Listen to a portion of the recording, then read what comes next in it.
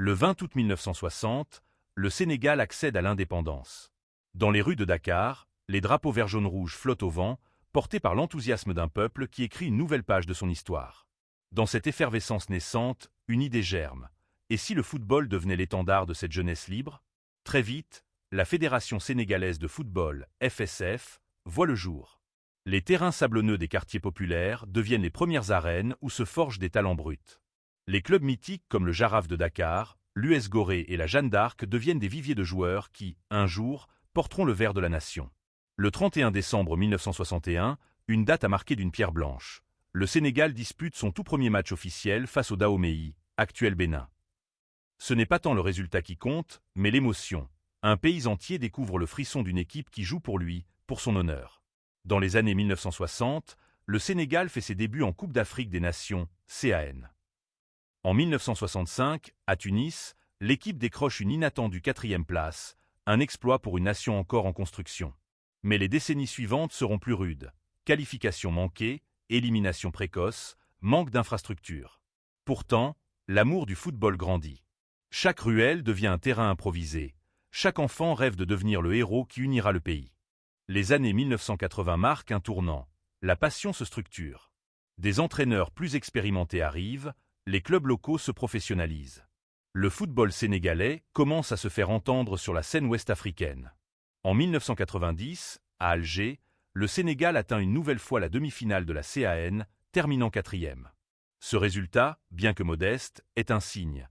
Les Lions de la Teranga ne sont plus de simples figurants, mais des outsiders redoutés. Les stades se remplissent, le peuple croit de plus en plus à un futur triomphant. Au fil des années 1990, une génération talentueuse émerge. Jules Bocandé, Kalilou Fadiga, El Hadji Diouf, Henri Camara. Des noms qui feront bientôt vibrer l'Afrique entière. Le Sénégal se qualifie régulièrement pour la CAN, s'aguerrit, progresse.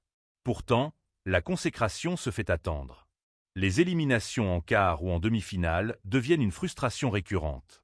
Mais cette frustration va nourrir une faim dévorante, celle d'entrer dans l'histoire. L'année 2002 restera à jamais gravée dans la mémoire collective sénégalaise.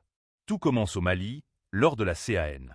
Mené par le charismatique entraîneur français Bruno Metsu et un groupe de joueurs talentueux, El Hadji Diouf, Salif Diao, Kalilou Fadiga, Henri Camara, les Lions de la Teranga enchaînent les exploits. Ils atteignent la finale, une première dans l'histoire du pays. Face au Cameroun, après l'euphorie de 2002, la réalité rattrape l'équipe. Les générations se succèdent, mais sans retrouver la même alchimie. Le Sénégal rate plusieurs qualifications majeures et enchaîne des performances irrégulières en CAN. Les supporters, passionnés mais exigeants, oscillent entre espoir et désillusion. Pourtant, de nouveaux talents émergent. Sadio Mané, Kalidou Koulibaly, Idrissa Gana Gueye. Une graine est plantée, mais il faudra du temps pour qu'elle germe. En 2015, un ancien héros de 2002 revient aux commandes. Aliou Cissé, capitaine d'alors, devient sélectionneur. Son arrivée marque une renaissance. Cissé impose une discipline de fer, une cohésion inédite et une identité de jeu solide, alliant rigueur défensive et éclairs offensifs. Les Lions retrouvent rapidement le haut niveau continental. En 2019, ils atteignent la finale de la CAN en Égypte, mais s'inclinent face à l'Algérie.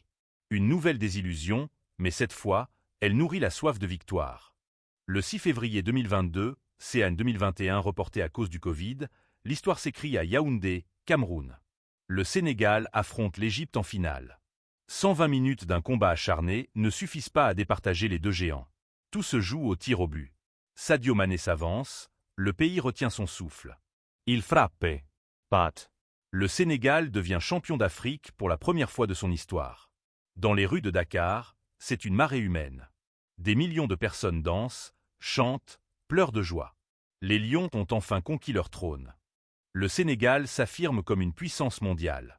Présent aux Coupes du Monde 2018 et 2022, il montre sa régularité au plus haut niveau. En 2018, il manque de peu les huitièmes, éliminé au fair-play.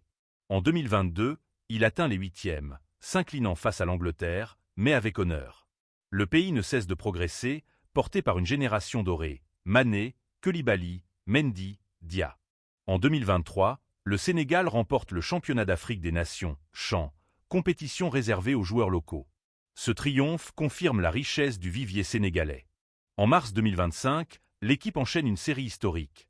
20 matchs sans défaite, un record mondial qui témoigne de sa stabilité et de sa puissance. Les Lions de la Teranga ne sont plus seulement une équipe, ils sont un symbole d'unité nationale. Leur succès inspire la jeunesse, dynamise les infrastructures sportives et projette le Sénégal sur la carte du football mondial. En 2026, avec une génération encore jeune et talentueuse, tous les rêves sont permis. Viser une demi-finale mondiale, conserver la CAN et continuer à rugir plus fort que jamais.